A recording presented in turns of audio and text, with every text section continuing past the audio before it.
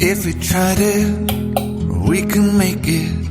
But don't we ever just take some chances and stop your thinking and start your living. Hello friends, Har Har Mahadev. कैसे हो आप सब लोग। मैं कंचन आप सभी का मेरे चैनल पर बहुत बहुत स्वागत करती हूँ। जैसे कि आपने मेरी लास्ट वीडियो में मुझे देखा था, मैं अपने पूरी जो चेन्नई का मेरा घर था जहाँ हस्बैंड की पोस्टिंग है, अभी समर वेकेशन में मैं वहीं गई हुई थी। तो वहाँ से मैंने अपने जो चेन्नई वाला घर है उसका पूरा होम टूर आपके साथ शेयर किया था। और अगर वो वीडियो आपने नहीं देखा है तो जल्दी से जाके मतलब विज़िट कर लीजिएगा। मैंने अपने उस पूरे घर का एक-एक कोना, एक-एक कमरा सारा वीडियो के अंदर शूट किया है। और अभी यहाँ पे जब जैसे ही मैं राजस्थान में आई हूँ, तो यहाँ पे सबसे पहले काम यही होता है कि जो अपना बैग है, तो ट्रॉली बैग को मैंने बेड पे रख लिया। और जितने भी सारे कपड़े थे वो धुले हुए थे, क्योंकि अगर हम वैसे कहीं पे घूमने जाते हैं तो मतलब धुलने की व्यवस्था नहीं होता है। और वहाँ तो हस्बैंड रह रहे थे, तो हमारा खुद का ही घर था, तो कपड़े साथ के साथ ही धुल रहे थे। और जिस जिस दिन आए थे वो एक-एक ड्रेस थी हमारी जो धुली नहीं थी, वो मैंने अलग एक पॉलीथीन में रख ली थी, ताकि जो बाकी कपड़े हैं वो गंदे ना हो, क्योंकि गर्मी इतनी है ना तो स्वेट वगैरह भी बहुत ज़्यादा आता है। और यहाँ पे जैसे मैं राजस्थान में आई हूँ, हमारे यहाँ पे तो इतनी गंदी गर्मी हो रखी थी, हुमस वाली, क्योंकि थोड़ी सी देर ही अगर आप कुछ किचन में करने जा रहे हो तो पूरा आप पसीने से भीग जाओगे। तो यहाँ पे मैंने पूरे जो मेरे कपड़े थे वो यहाँ पे निकाल के और दूसरे रूम में जहाँ मेरे को वार्डरोब में रखने थे वहाँ एक बार रख के आई हूँ। और जब भी जो बैग मैं पैक कर रही हूँ, इसमें इस तरीके के जो सिलिकॉन पाउच आते हैं, हम चीज़ों को जब परचेज़ करते हैं तो ये जो सिलिकॉन पाउच है मैं इस ट्रॉली के अंदर ही रखती हूँ, ताकि कोई भी नमी के कारण स्मेल वगैरह ना आए। क्योंकि अब आगे आगे जैसे बारिश वगैरह आएगी, पर हमारे तो फ़िलहाल अभी यहाँ पे बिल्कुल भी बारिश स्टार्ट नहीं हुई है। एक बार हुई थी जब उस टाइम पे मैं चेन्नई में ही थी, तो वहाँ उस टाइम तब यहाँ अच्छी बारिश हुई थी। और लैपटॉप को भी मैं ट्रॉली बैग में ही कपड़ों के साथ सेट करके लेके आई थी। और उसको भी मैंने चार्ज लगा दिया, क्योंकि काम करना है थोड़ा वीडियो एडिट वगैरह का। और यहाँ पे जो भी कपड़े वगैरह थे उसको मैंने वार्डरोब में लगा दिया, क्योंकि जाने से पहले बस सारे जैसे तैसे कपड़े ले गए थे। अभी एक दिन बैठ के वार्डरोब में भी पूरे जो कपड़े हैं उनको अच्छे से ऑर्गेनाइज़ करूँगी। मतलब पूरी समर वेकेशन में वही चेन्नई थी हस्बैंड के पास, बेटी और मैं। और अभी इतने टाइम के बाद जब घर आई हूँ तो खुद का ही घर थोड़ा अलग अलग सा लग रहा है, क्योंकि वहाँ की चीज़ों की थोड़ी हैबिट सी हो चुकी थी हर चीज़ की। ऐसा होता है ना, जब हम लंबे टाइम तक किसी चीज़ को यूज़ कर रहे हैं तो उसकी हैबिट हो जाती है। और जिस चीज़ को हम पहले यूज़ कर रहे थे वो चीज़ अब थोड़ी अलग अलग सी लग रही है। तो मेरे साथ तो अभी ऐसा हो रहा है फ़िलहाल। तो क्या आपके साथ भी कभी ऐसा हुआ हो, आप लंबे टाइम के लिए कहीं गए हो और आपको जब आके आप वापस से अपनी चीज़ों को यूज़ करते हो तो थोड़ी अलग-अलग सी लगती हैं।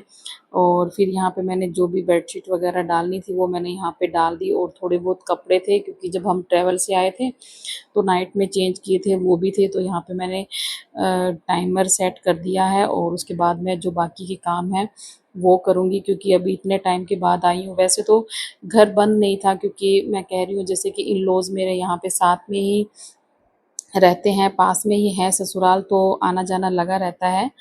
तो वही थे देवर-देरानी घर पे। और यहाँ पे मैंने जब चेन्नई में थी तो मैंने थोड़ी बहुत कुछ शॉपिंग भी की थी, तो मैं वो आपके साथ शेयर कर रही हूँ। तो यहाँ पे मैंने जैसे ही डी-मार्ट गए थे हम सबसे पहले, तो वहाँ पे क्या क्रॉकरी का और काफ़ी अच्छा सामान मिल जाता है, और प्राइस भी बिल्कुल रीज़नेबल होता है। तो ये मैंने 2 बड़ी-बड़ी बाउल ली हैं यहाँ पे, और ये लीफ पैटर्न में है। और मुझे इनका जो सेरेमिक की है ये मेलामाइन, ये प्लास्टिक नहीं है, सेरेमिक है, तो मुझे ये अच्छी लगी काफ़ी। तो मैंने कहा मैं मेरी जो क्रॉकरी यूनिट है उसके अंदर इनको रखूँगी। और ये मैंने एक लिया है स्पून रेस्ट, क्योंकि जब भी हम किचन में काम करते हैं तो मेरे पास कुछ था नहीं, तो ऐसे ही कोई प्लेट वगैरह मुझे लगानी पड़ती थी। और इसको मैंने होम सेंटर से परचेज़ किया है। ये पूरा ही बैम्बू का है, और क्वालिटी इसकी काफ़ी अच्छी है और बिल्कुल लाइट वेट है। और एक मैंने ये लिया है ऑयल स्प्रे बॉटल, और ये नेस्टीसिया का है, और इसकी भी क्वालिटी मतलब बहुत अच्छी है। अभी मैंने इसको यूज़ नहीं किया है, अभी यूज़ करूँगी। जैसे कभी परोंठा वगैरह बनाना हो ना, तो इसमें ऑयल डाल दो और ये आगे से ही आप इसको प्रेस करोगे और वहीं से ही जो ऑयल या आप घी वगैरह कुछ भी डाल रहे हो तो वो स्प्रे हो जाता है, क्योंकि घी में तो इसमें क्या, अभी तो समर है तो मेल्ट नहीं होगा, पर विंटर में घी का यूज़ नहीं कर सकते हम इसके अंदर। और नेक्स्ट मैंने ये 2 छोटी-छोटी जो ग्लास की बाउल है वो ली हैं, और ये भी मैंने डी मार्ट से ही ली हैं। इनका मेरे को डिज़ाइन बहुत अच्छा लगा, और ये मुझे 80 रुपीज़ में 80 या पता नहीं 79 रुपीज़ में मेरे को 2 मिल गई थी, और काफ़ी अच्छा इनका, और ये एक ही पीस पड़ा था, मतलब पेयर में थी 2।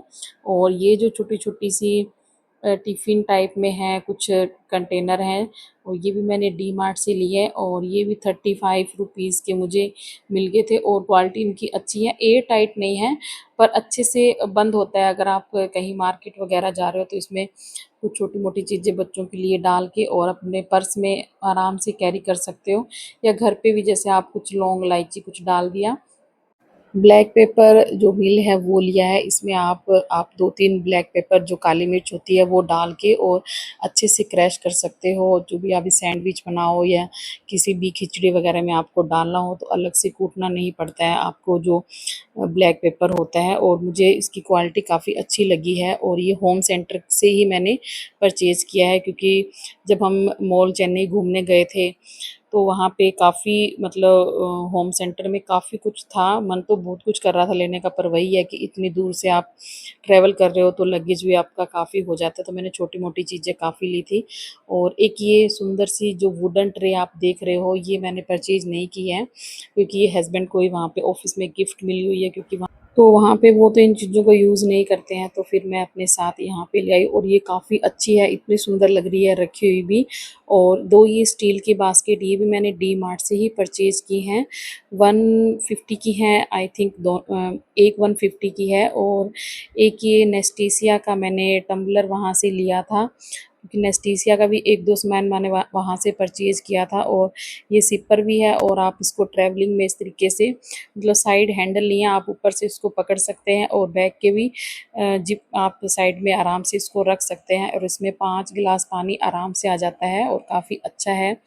तो ये थी मेरी छोटी-सी वहाँ की शॉपिंग, और मैंने वैसे खुद के लिए कुछ भी नहीं लिया, क्योंकि मुझे किचन के सामान का इतना शौक है, घर डेकोर का, किचन डेकोर का, तो बस थोड़ा बहुत वही सामान लिया है। थोड़ी बहुत कपड़ों की भी परचेज़िंग की थी, बेटी को कुछ थोड़े बहुत सामान दिलाए थे, और ये देखिए सारा सामान इस तरीके से। और जो वाइट वाले बाउल हैं वो तो मुझे इतने पसंद आए, सच्ची में काफ़ी अच्छे थे, और मेरे को बिल्कुल ही रीज़नेबल प्राइस में मिल गया, क्योंकि एक जो वाइट बाउल है लीफ वाली वो मुझे 99 की मिली है, तो मैंने पेयर में ली, क्योंकि पेयर में ले लेते तो कभी जैसे सर्व करना हो कोई चीज़ तो आराम से कर सकते हैं। तो ये देखिए यहाँ पे मैं जो ब्लैक पेपर है वो आपको क्रश करके दिखा रही हूँ, तो काफ़ी अच्छा, जैसे रायता वगैरह में कई बार डालते हैं अपने, बूंदी रायता बनाते हैं तो उसमें भी आप इस तरीके से क्रश करके, और 2 या 3 ही मैंने डाली हैं इसमें ब्लैक पेपर, तो काफ़ी आराम से इसने स्मूथली कर दिया। और वैसे अगर अपने को कूटना हो तो काफ़ी टाइम लग जाता है, और इतने अच्छे से